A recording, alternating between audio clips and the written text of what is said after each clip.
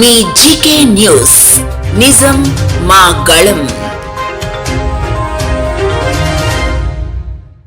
గండేపల్లి మండలం సూరంపాలెం ఆదిత్య కళాశాల విద్యార్థులపై చర్యలు తీసుకుంటే సహించేదే లేదని జగ్గంపేట నియోజకవర్గ జనసేన పార్టీ ఇన్ఛార్జ్ తుమ్మలపల్లి రమేష్ మండిపడ్డారు. ఈ సందర్భంగా జగ్గంపేట పాత్రికేయ కార్యాలయంలో ఏర్పాటు చేసిన మీడియా సమావేశంలో ఆయన మాట్లాడారు. ఈ నెల 19న సీఎం జగన్మోహన్ రెడ్డి మేమంతా సిద్ధం యాత్రలో భాగంగా రాజమండ్రి రాజానగరం నుండి పెద్దాపురం ఏడీపీ రోడ్డు మీదుగా కాకినాడ వెళ్లే సందర్భంలో సూరంపాలెం ఆదిత్య ఇంజనీరింగ్ కాలేజ్ స్వాగతం పలికారు. దీనిలో భాగంగా ఆదిత్య కళాశాలలో విద్యార్థులు సీఎం జగన్మోహన్ రెడ్డికి వ్యతిరేకంగా పవన్ కళ్యాణ్ కు మద్దతు పలుకుతూ బాబులకే బాబు కళ్యాణ్ బాబు అంటూ నినాదాలు చేశారు. ఈ నేపథ్యంలో యాజమాన్యం సీఎం మీటింగ్ కి రాకపోతే హాజరు వేయమని అల్టిమేట్ జారీ చేసినట్లు తెలుస్తుంది. నిరాకరించిన విద్యార్థులపై సస్పెండ్ లెటర్ విడుదల చేసినట్లు సోషల్ మీడియాలో రావడంతో దీనిపై స్పందించిన తుమ్మలపల్లి రమేష్ యాజమాన్యంపై తీవ్రంగా ధ్వజమెత్తారు. విద్యార్థులపై సస్పెండ్ వేటు వేస్తే సహించేదే లేదని హెచ్చరించారు. లక్షలాది రూపాయలు ఫీజులు కట్టి కళాశాలలో చదివించుకుంటున్న విద్యార్థులను తమ బస్సులపై రాజకీయ సభలకు తీసుకువెళ్లడం ఎంతవరకు సమంజసమని వారు ప్రశ్నించారు. విద్యార్థులపై సస్పెండ్ వేటు వేస్తే కాలేజీని చుట్టుముట్టి ఆందోళన చేస్తామని తీవ్రంగా హెచ్చరించారు. అందరికీ నమస్కారం అండి. ఈరోజు ఈ ప్రెస్ మీట్ పెట్టడానికి కారణం ఏంటంటే, నేను తుమ్మలపల్లి రమేష్ని, జగ్గంపేట నియోజకవర్గం జనసేన ఇన్ఛార్జిని. నిన్న సీఎం గారు వచ్చిన సమయంలో ఆదిత్య కాలేజ్ వాళ్ళు ఆయనకి ఏదో స్వాగతం పలకడానికో లేకపోతే ఏదో కార్యక్రమం నిమిత్తం సీఎం గారు క్యాన్వాయ్కి పిల్లలందరినీ తీసుకొచ్చి అక్కడ నిలబెట్టడం జరిగింది. ఆ సంఘటనలో కొంతమంది పవన్ కళ్యాణ్ గారికి జై కొట్టడం జరిగింది. అది ఈరోజు ఆ సంస్థ ఆ జై కొట్టిన విద్యార్థుల్ని సస్పెండ్ చేస్తున్నట్టు సోషల్ మీడియాలో వస్తుంది. అలాంటి చర్యలకి కానీ పూనుకుంటే జనసేన తరఫున మేము తీవ్రంగా ఖండిస్తున్నాం. అలాంటి చర్యలు పూనుకుంటే ఆదిత్య స్కూల్ యాజమాన్యం మరి మూల్యం చెల్లించుకోవాల్సి వస్తుంది. పిల్లలు ఈరోజు స్కూళ్ళు ఆవరణలో కాకుండా, కాలేజ్ ఆవరణలో కాకుండా బయట రోడ్డు మీద ఉండి, అసలు మీరు ఈరోజు సీఎం గారి ప్రోగ్రాం ఎక్కడుంటే అక్కడ పిల్లల్ని తోలి అలవాటు, పిల్లల్ని బస్సుల్లో తీసుకెళ్ళి అక్కడ మీటింగ్లు కండక్ట్ చేసే అలవాటు కాలేజ్ యజమాన్యాలు చేతనే.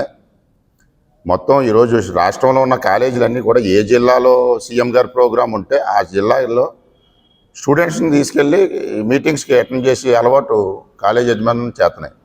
దీన్ని కూడా మేము తీవ్రంగా ఖండిస్తున్నాం.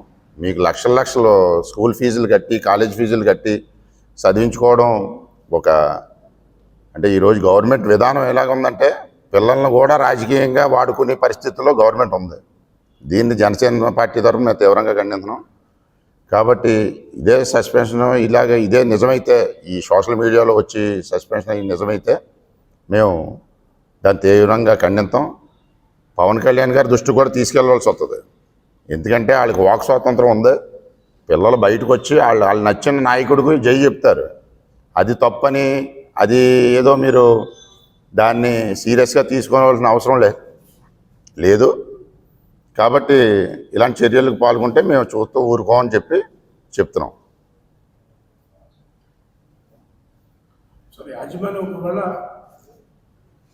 నా జనసేన పార్టీ పవన్ కళ్యాణ్ చర్యలు తీసుకుంటే మీరు ఏ విధమైనటువంటి చర్యలు పాల్పడతారు? అదే కానీ నిజమై సోషల్ మీడియా చెప్పింది నిజమై వాళ్ళ మీద చర్యలు తీసుకుంటే యజమాన్యాన్ని మేము తీవ్రంగా ఖండించి ఆ కాలేజీని చుట్టుముట్టడం జరుగుద్ది. ఊరుకునే ప్రసక్తి లేదు. కాలేజీ విధి విధానాలు ఎలాగున్నాయో పిల్లలకి వాక్ స్వాతంత్రం కూడా లేనట్టు కాలేజీ యజమాన్యం పిల్లల మీద డబ్బు పరంగా రుద్ది, వాళ్ళు స్వేచ్ఛను కూడా రుద్దితే చూస్తూ ఊరుకునే పరిస్థితి లేదు. కాబట్టి ఇది తక్షణం యజమాన్యం గుర్తించి వాళ్ళు ఒక స్వేచ్ఛని వాళ్ళకి ఇవ్వకపోతే మేము ఊరుకోమని చెప్తున్నాం.